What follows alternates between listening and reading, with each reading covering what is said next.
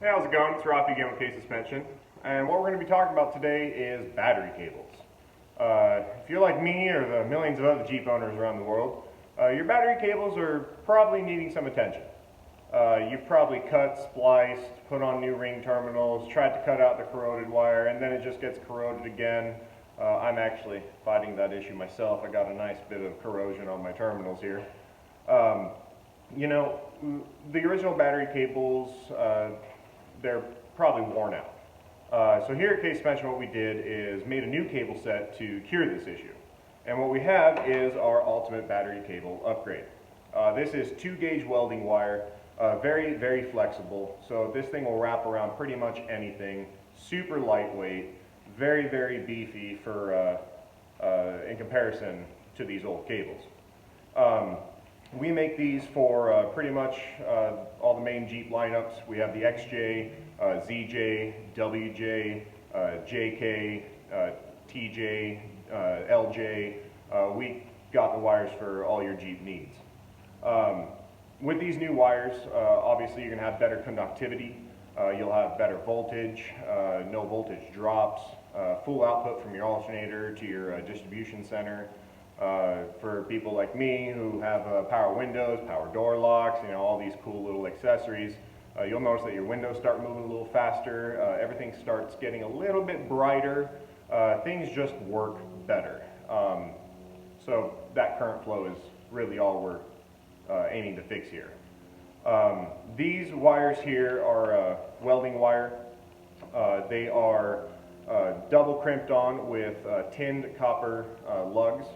This way we help fight any corrosion in the future. We have marine grade glue lined heat shrink on all the ends. You can actually see the glue seeping out from the ends. That creates an awesome weather tight seal, so nothing gets in there, no moisture, no debris or anything like that. And they're pretty heavy duty, they're pretty cut and scratch resistant as well. We have a new fuse that we'll be putting in with a fuse holder. This is an A&L fuse. We're going to take out the original fusible link between the alternator and the power distribution center. And yeah, we're going to get going, cut out some of these old wires, and show you guys how to get this all installed.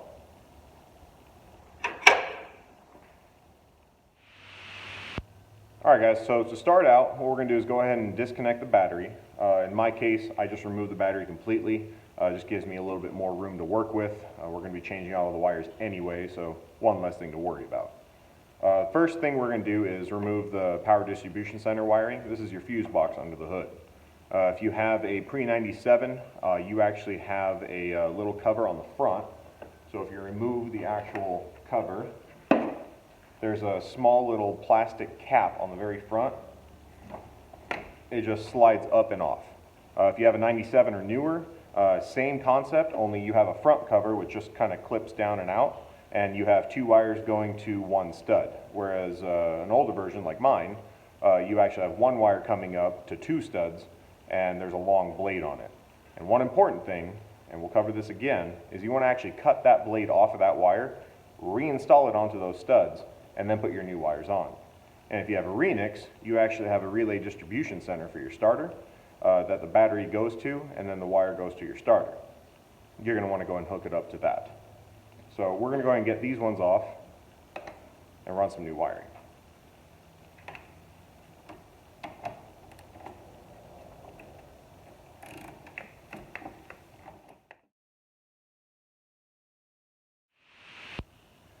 So this is your old battery to PDC wire. I hope yours doesn't look as crummy as mine does, yeah, this thing has seen better days. So this is what I was talking about, this blade right here. We're going to want to actually cut this off and reinstall it onto the power distribution center to then run our new wires. It's imperative you do this, otherwise your car's not going to run right.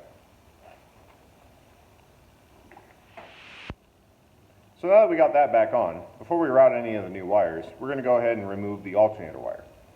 You can do this in any order you want. You can go to the starter wire, you can go to the alternator wire, whatever it is that you want to do. There is no set schedule to do this in a certain way. But I'm going to go ahead and remove it. The alternator, it's got a little black plastic cap on the back of it. It's got a black wire coming out, and that's going to go into your main loom and up to the power distribution center, and it's actually going to turn into a green wire. and in between the green and black, there's a fusible link. Since we're removing this, we're going to have to install our new fuse, hence the new A-nail fuse. So I'm going to go ahead and remove this. It's a 10mm nut, and then the wire comes off, and then we're actually going to have to take that black plastic cap off. So there's another 10mm nut behind it. So once we take out both of them and remove the black plastic cap, I'll show you what we're going to have to do.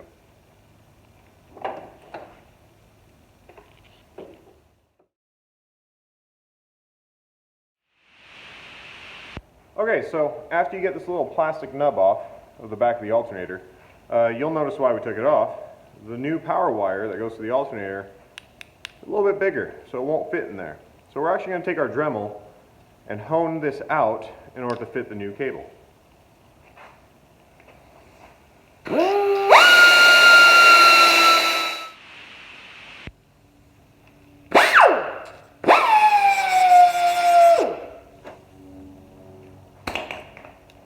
Alright, so after you get done honing it out, you notice that the new wire fits in there perfectly.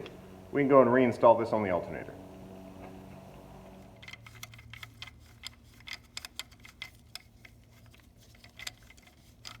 So now that we got the alternator all figured out, what we're going to do, since we're down here, is go ahead and remove the block ground. Down here on your coil, there's going to be two 13mm nuts. One of them is going to be your block ground. We're going to go ahead and remove that 13mm nut and remove the ground. In my case, mine's already broken off. So it makes life easy. So we're going to get that out to run the new wire. And also, since we're down here, we're going to go ahead and take care of the starter as well. Now, your starter, you have a positive wire coming straight from the battery. That's the one that we're going to be replacing. Some of you will have a molded plastic plug up here. If you have that, it's totally normal. Go ahead and just cut that plastic out, reinstall the green signal wire, and then hook up your new cable for the start.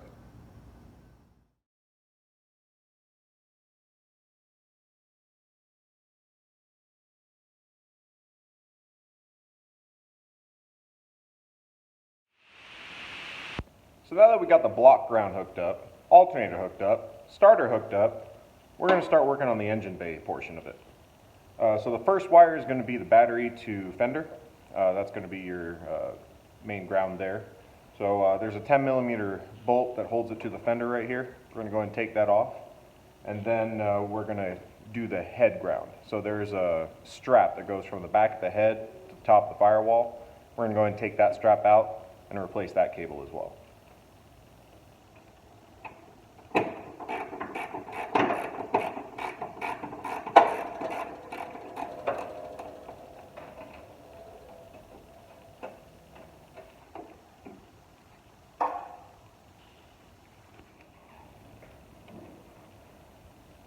Now, this head ground back here, kind of a pain to reach.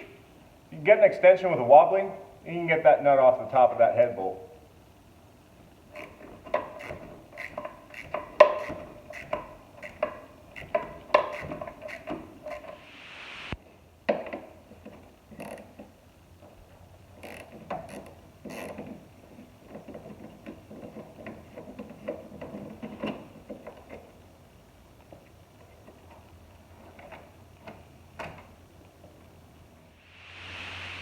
Okay, we're down to the final wire. This guy here is going to go from the alternator to the power distribution center. And in between it, our A&L fuse. So we have our alternator wire here. It's going to go to our A&L fuse holder. And then from the other side, it's going to go to the power distribution center. These are a little bit long. You can mount your fuse wherever you'd like. Everyone has their own preference. You should have enough clearance between the hood and the PVC in order to mount it on top. You can mount it on the side. You can move it back here. You can put it up front. It just depends on how you want to route it. There's no real answer to however you do it. As long as it works and stays, you're good. So we're going to go ahead and wire that up. Hopefully she starts.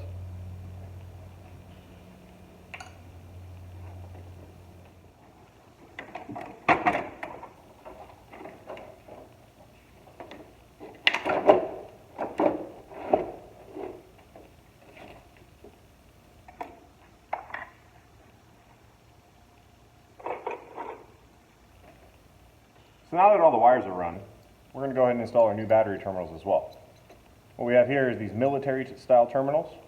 They are awesome for pretty much every situation, and the cool thing about these things is they have this awesome through bolt here, so you can add whatever accessories you want without removing the terminal off the battery.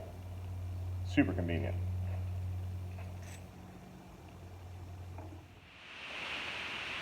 So there you have it. You have completed your entire battery cable upgrade. So now all that's left is to start her up and see how things do.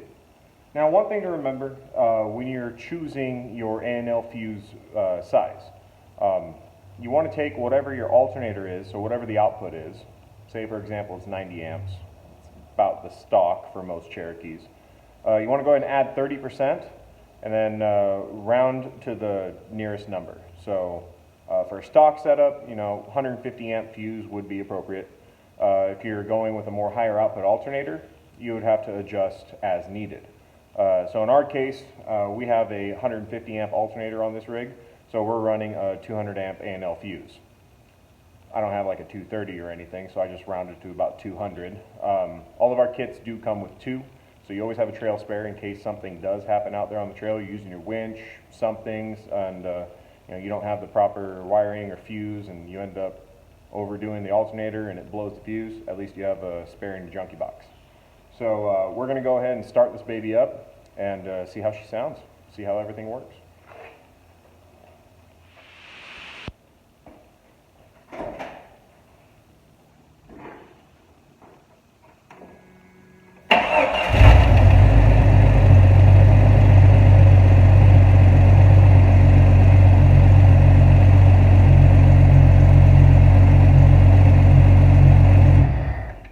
Video comparison between the original setup and the new setup. Here we have all stock battery cables and all, so we're going to go ahead and fire her up, see how she starts, and then also move up and down the windows and check the lights.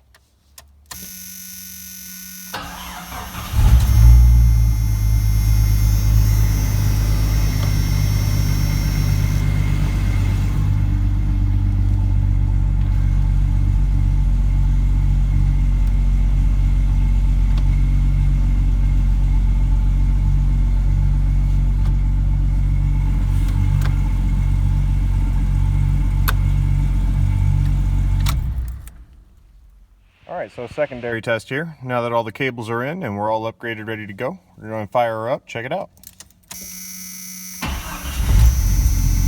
Starts much faster. Voltage is on point. Windows seem to be working much more efficiently. My door locks have never worked that good in their life. Usually you have to hit it like 100 times. Oh, this is great. Alright guys, well there you have it. There's not much to this. It's a pretty simple task. Shouldn't take you, if I had to shoot on the high end, maybe an hour, tops to get it all done, and that's if you have basic tools, don't really know where what is. Hopefully this video does give you some guidance though. As far as all the wiring goes, all the wires that we do ship out are labeled. So every single end is labeled. Alternator, starter, battery, block, fender, all of them, they're all labeled. So you don't need to be like, oh, which wire is this? The only reason why these wires weren't labeled is because it's ours and we know where everything goes. So we just kind of threw it together here. If you need anything else, feel free to reach out to us. suspensionlifts@gmail.com is our email. KSuspensionfab.com, that's our website. And our Facebook is facebook.com/KSuspension. Hopefully this does help you out. I hope that you guys get everything all situated and wired up to your guys' needs as well. Other than that, from all of us here at KSuspension to you, happy trails.